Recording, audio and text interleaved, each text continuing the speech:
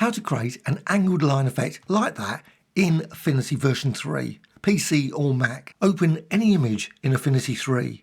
Make certain the layer you want to use is selected, and then go to Pixel, and then down to Filters, and then Distort, and then Pixelate.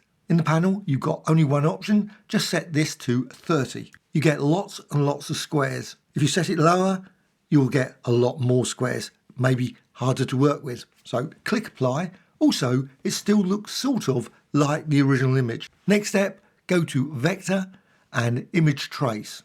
This will turn it into a vector, and you can set the values over here. And I'm just going to go with this option, 3, and also down here to 10%, and click Apply. With all the various curves selected, they're all vectors. What you need to do then is right click and then just go down to rasterize, and this will turn all of them into pixel layers. Now the pixel layers, just go up here to Window and then down to General and Transform. You get this panel, and with them all selected, also make certain you've got the Move tool there, and this is turned on. This is the Transform objects separately. I'm always adding new videos about Affinity 3 as well as other applications, so please subscribe to the channel. Also, please click the like button as well.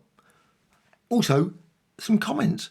Always great to hear from you. What other things would you like to see in this channel about Affinity 3 as well as other applications? Go to the value here for R and set it to 45. You could of course vary the angle and you get something like that. Next thing is just go here, and I'm going to go with 1000, but you could of course set it 200, 500, etc. Obviously, when you do that, they all get stretched and you can see they're a lot longer. You might want to go for 1500, but depends on the image, as long as you can still see and make out the original image. And also you can go here and you can change the height. Maybe go with 70. Again, up to you on that. Layers panel, with them all selected, right click and go with Group.